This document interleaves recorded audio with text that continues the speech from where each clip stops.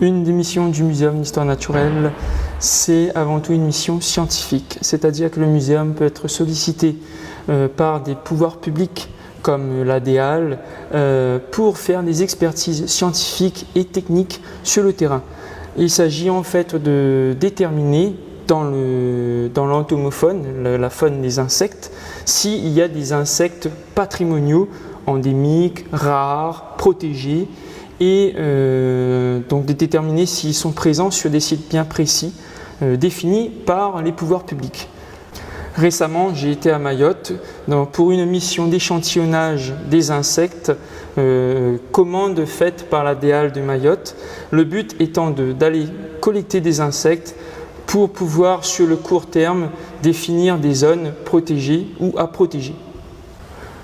Après un travail donc, de tri au laboratoire, les insectes sont classés, rangés dans des boîtes de collection. Donc il y a un numéro d'inventaire par spécimen, un numéro d'inventaire par boîte, et chaque boîte correspond à une famille particulière d'insectes et à une provenance, en l'occurrence dans le cas de Mayotte, à la provenance Mayotte.